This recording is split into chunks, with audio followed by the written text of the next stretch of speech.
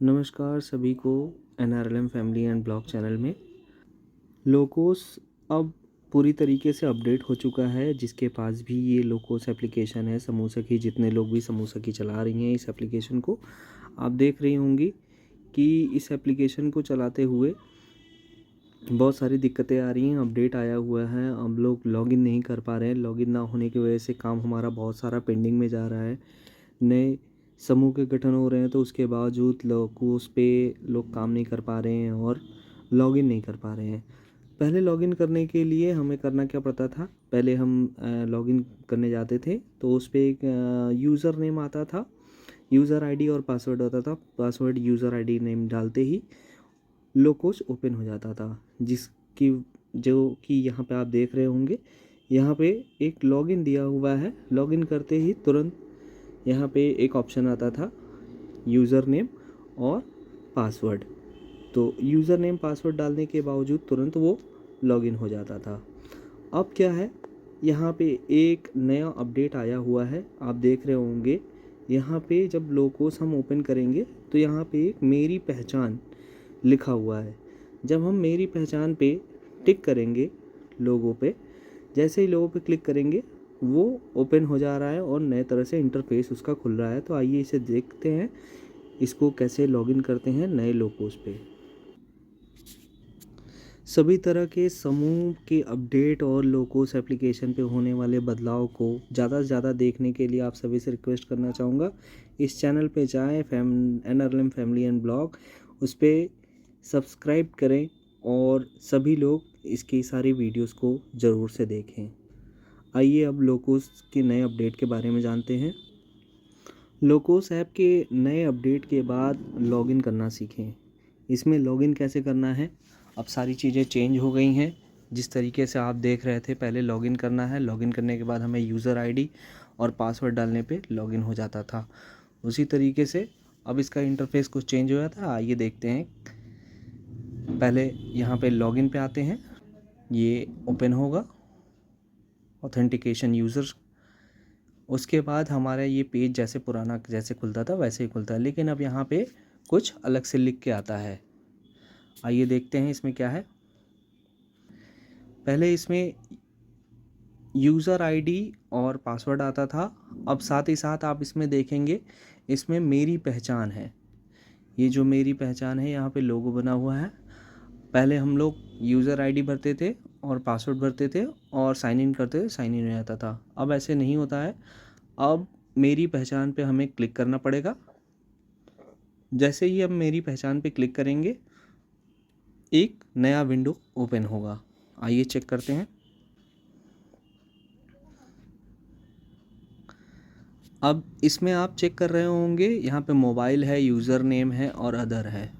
Other पे हम जाएंगे। अदर पे आने के बाद हम यहाँ पे सेलेक्ट करेंगे आधार। आधार सेलेक्ट करने के बाद हम यहाँ पे आधार आईडी जो होती है, आधार नंबर होता है, वो करेंगे। और नीचे जैसे ही टिक करेंगे, यहाँ पे दो चीज़ें हैं, आप ध्यान से देखिएगा। इसमें लिखा हुआ है पिनलेस ऑथेंटिकेशन और इस पर टिक कर देंगे हम। तो हमारे पास अभी पिन नहीं है, पिनलेस ऑथेंटिकेशन होगा। इसको हम क्लिक कर देते हैं। उसके बाद आगे जैसे ही आगे बढ़ेंगे, यहाँ पे अब आपको OTP जाएगा। आपका जो भी रजिस्टर्ड मोबाइल नंबर होगा आधार पे, उस पर OTP जाएगा। हम यहाँ पे OTP इंटर करेंगे। OTP इंटर करने के बाद साइन इन करेंगे। जैसे ही साइन इन करेंगे, यहाँ पे इंफॉर्मेशन खुल के आ जाएगी, ये किसका आधार है। और यहाँ पे पूरा आधार नंबर फिर से यहाँ पे हम इंटर करेंगे, वेरीफाई करेंगे इस आईडी को। हम यहाँ पे आधार नंबर हम डाल देंगे और जो भी आधार नंबर रहेगा वो वैलिड आधार नंबर आपको डालना होगा। वैलिड आधार नंबर डालते ही यहाँ पे वेरीफाई करने के लिए विजिबल हो जाएगा, ताकि आप लोग उसे, आपको अगर गलत आधार नंबर है तो यहाँ पे शो करेगा गलत आधार नंबर है। जैसे ही सही होगा वो क्लियर हो जाएगा। रहे हैं कि अब आधार पे एक OTP गया हुआ है, यहाँ पे हम OTP सबमिट करेंगे। OTP सबमिट किया, डाला। और इसे सबमिट कर दिया। प्लीज़ वेट, इंतज़ार करेंगे।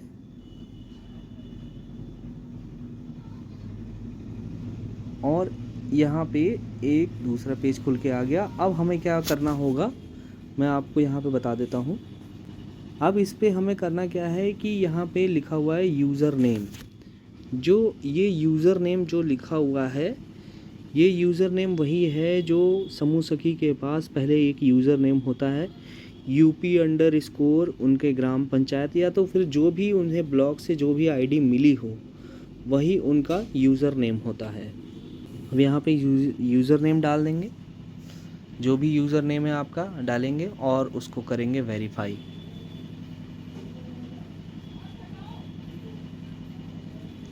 वेरीफाई करते ही ये रीडायरेक्ट करेगा डिजी लॉकर से। और यहाँ पे डॉक्यूमेंट जो इशूड है, इशूड डॉक्यूमेंट का मतलब है जो भी आपके डिजी लॉकर में जो भी आपके डॉक्यूमेंट्स पहले से आपने वेरीफाई करके रखे हैं या फिर आधार वेरीफाई वहीं से आप करते हैं। तो इशूड डॉक्यूमेंट्स में ये दिख रहा है आधार कार्ड। आधार कार्ड पे हम टिक करेंगे। हो सकता है कि आपके जब डिजी लॉकर में करेंगे ओपन होगा तो वहाँ पे आपके डॉक्यूमेंट्स भी 10th का 12th का और मार्कशीट और सारी डॉक्यूमेंट्स वहाँ पे शो करे, लेकिन आपको आधार पे टिक करना है। आधार पे टिक करने के बाद आपको अलाउ कर देना है।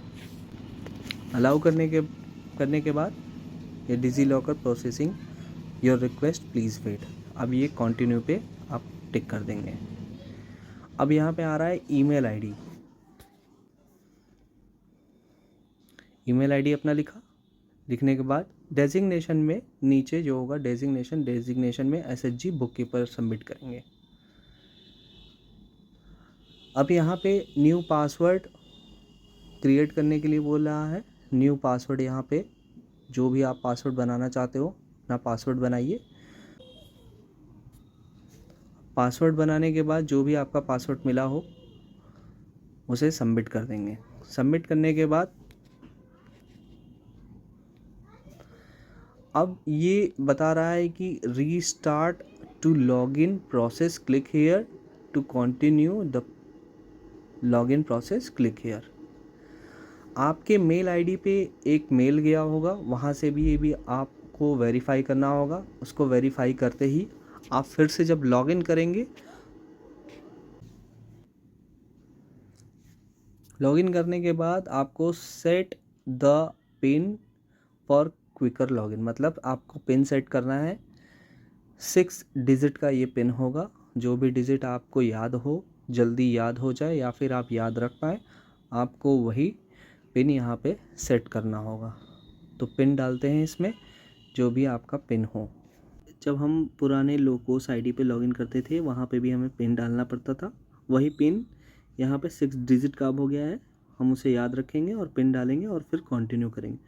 कंटिन्यू करते ही पहले ही जैसे हम लॉगिन करते थे उसी प्रकार से आपको ये इंटरफेस दिख रहा होगा। SHG bookkeeper role request CRP Aajeevika, SHG bookkeeper tick करेंगे। उसके बाद आपका पुराना जैसे लॉगिन होता था लोकोस, आपको उसी तरीके से सारे SHG और सारी चीज़ें आपको शो होने लगेंगी।